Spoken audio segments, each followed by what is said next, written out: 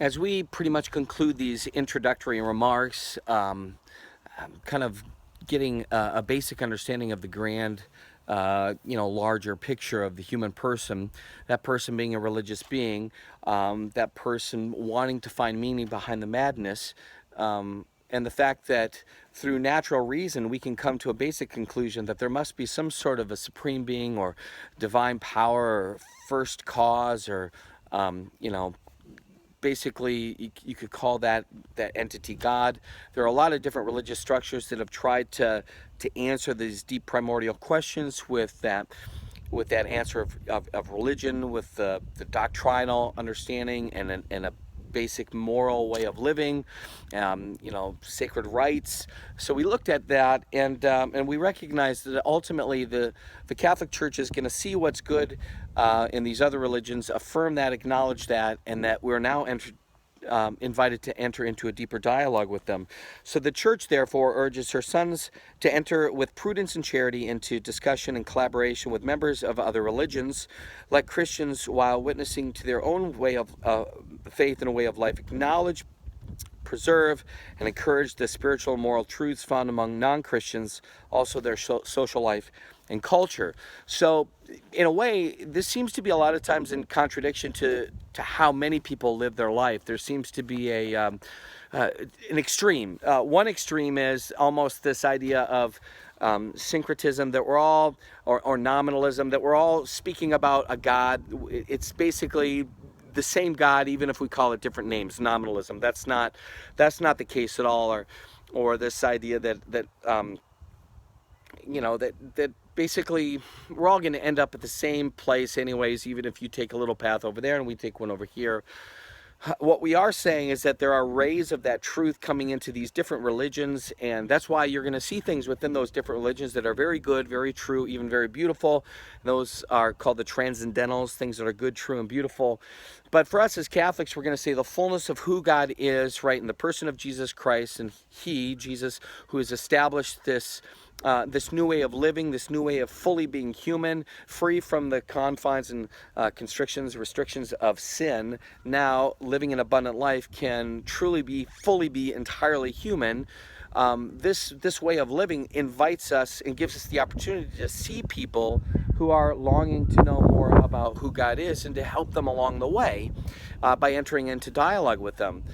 So we have that natural reasoning, but because of who God is, He has poured out Himself throughout these covenants and throughout these patriarchal moments and these prophetic moments, and it culminates in the person of Jesus Christ. And now, because of that, we have that fullness of the ray of light, and we can enter into a deep dialogue with people very charitably, knowing that they're on a journey that we ourselves had been on.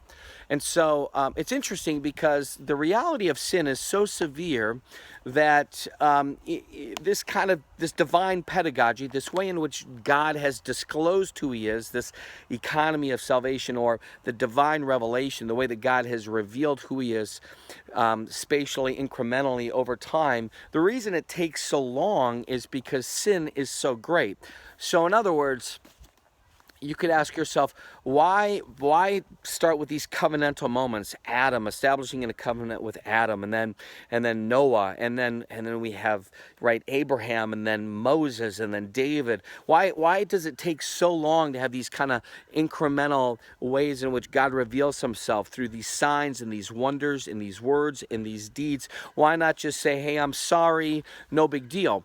And it's an important thing for us to recognize that Adam and Eve, they're created by God. They have one way in which they're meant to live, which is in complete obedience to the will of God. Well, Adam doesn't do that. Adam chooses to basically kind of do what he wants. He doesn't protect, he doesn't serve, he doesn't care for what he's been given.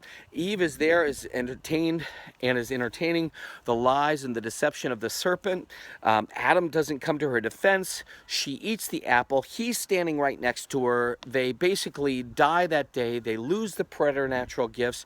And so it's this offense, an eternal offense to an eternal being by a temporal being. So even if Adam and Eve went out from that garden experience and they lived a perfect life after that, never sinning, never failing, all all they would have done is what they were created to do in the first place. So ultimately what we're going to need is we're going to need someone, a person who is fully human, but who can offer an eternal, right, recompense, who can offer perfectly, eternally, right, what it means to fully be human. And so Jesus, the second person of the Blessed Trinity, one person, two natures, fully human, fully divine, offers eternally in the love of the Spirit as gift to the Father, this perfect gift of humanity combined to his divinity, and that sacrifice we get to join into every time we go to Mass. And so what we needed, right, was an eternal being to offer the eternal perfect response back to the Father that would represent us in our temporal nature. So it's pretty mind-blowing and pretty exciting and amazing stuff. And so when you think about it, it's going to take a long time for us to understand how much of an impact that sin has had on us. And so we have these stories of the ramifications of sin. We see that law was given and the consequences and the effects of people who make an offense against that law and against the God of that law.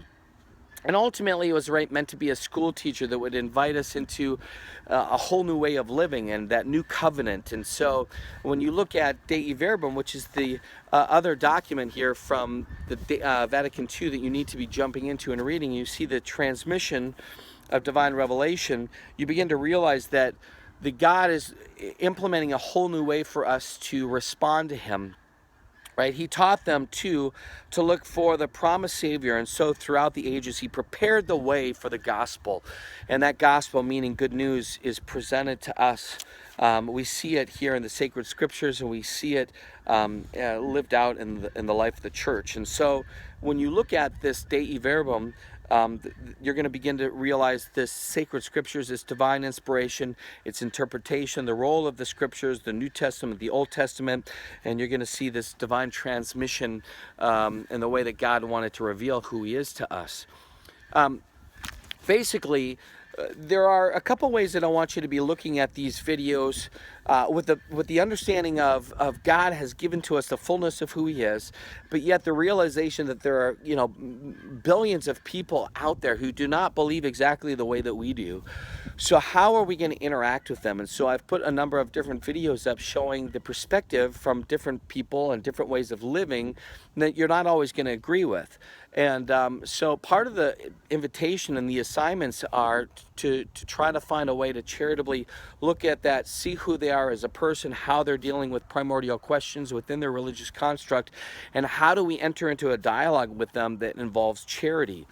And so many of us who are going to be instructing children with one parent in Christianity and one parent, let's say, in Hinduism, what kind of conversations are we having, and how do we respect people who don't necessarily have both parents aligned in the same belief structure that we do.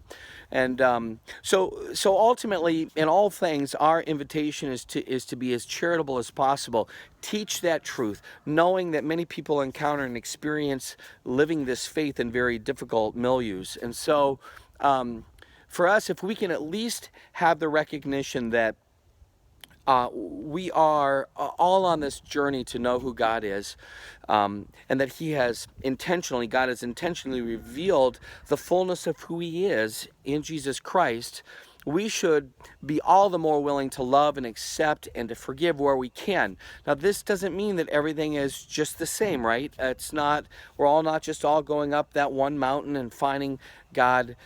Jesus says he is the way and the truth and the life. And the document in Nostra Aetate says we are in duty bound to present Christ as the way, the truth, and the life. So we have to be able to present the gospel, but in a very creative way. Think of St. Paul and the Athenians, and they have all these statues to all of these gods, and there's one to the unnamed God, and Paul jumps on that, and he realizes this is my inn, and so he begins to speak to them about the story of salvation. The story of salvation is very important. It's a very important message because it is such good news. And so we're going to keep coming back to that throughout this course, the importance and the impact of that good news as we live out the faith.